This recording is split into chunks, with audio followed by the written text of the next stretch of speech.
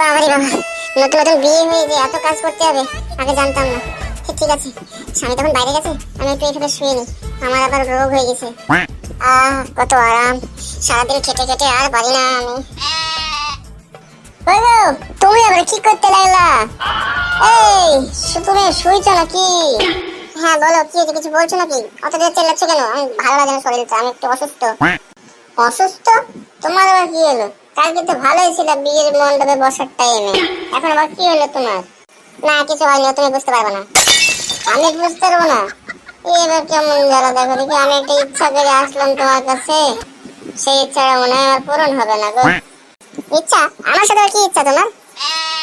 না, আমি ভাবলাম একটু তোমার সাথে পক পক করবো তাই। কি কি বললা তুমি?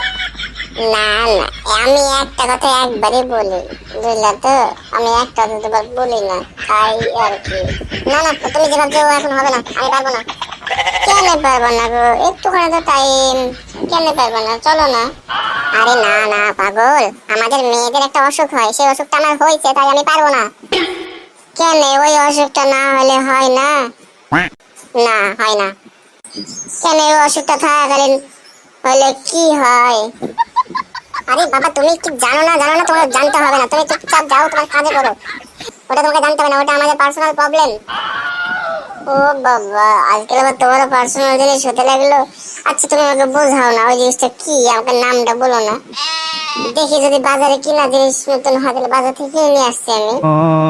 আরে বাবা, ওটার নাম হচ্ছে পিরিয়ডস। ওটার সময় যদি আমরা এইসব পক পক করি তাহলে আমাদের আমার পেটে বাচ্চা চলে যাবে, বুঝলে তো? হ্যাঁ, তো বাচ্চার সাথে কি হলো, বাচ্চার বাপ তো একদিন হবই। তো আগে হয় আর পরে হয়, হইতে তো আমাকে হবে, তোমাকে তো মা তো হইতেই হবে।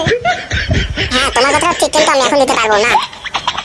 হ্যাঁ, তোমাদের এই মেয়ে জাতের দিনে আমি একটা কথা শুনেছিল অনেকদিন আগে, বুঝলা তো? ওই ঠাকুমা কালের। হ্যাঁ কি কথা বলো শুনি।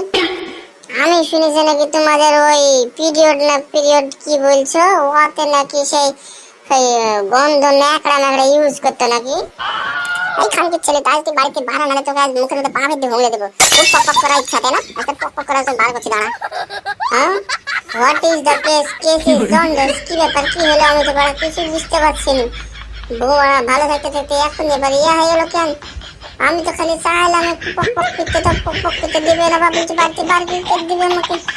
না, কেস তো জন্ডিসে গেছে, আমাকে তো বাইরে যেতে না, তো অবস্থা খারাপ করে ফেলে আমার, দেখতে পাচ্ছি। তুমি বাইরে যাবা না? মাকে ডাকবো, বাবাকে ডাকবো? আরে না না, যাচ্ছি যাচ্ছি যাচ্ছি।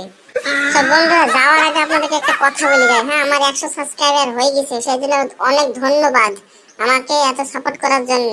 আজকে 100 হয়েছে, কালকে 1000 হবে, তারপরে 1 লাখ হবে। এইভাবে তোমরা সাপোর্ট করে যাও, আমি খুব মোটিভেশন হই তোমাদের এই সাপোর্টের জন্য। তোমাদের একটি লাইক এবং একটি ভিউজ আমাকে আরো মোটিভেট করে, আমাকে এইসব কার্টুন ভিডিও বানানোর জন্য। তো তোমরা আরো বন্ধুদেরকে শেয়ার করো, লাইক করো, কমেন্ট করো, আবার সাবস্ক্রাইব করো, ঠিক আছে? আর তুমি কিছু বললে বলি ভালো। হে মা, আমি আবার কি বলবো?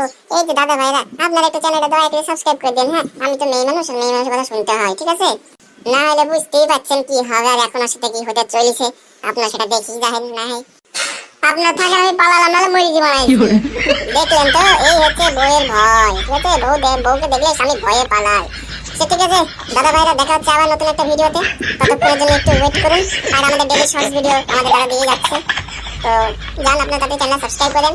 আর আমরা এখন এই ভিডিওটা এডিট করে আপনাদের দেখিয়ে দিয়েছে, তো যান একটু ফলো করে দেন। আর ইনস্টাগ্রামের আইডি আমাদের ডেসক্রিপশন বক্সে দেওয়া রয়েছে, তো ওখানে একটু ভালোবাসা দেখান। দেখা হচ্ছে পরের ভিডিওতে, ততক্ষণে tata, bye bye, love you all.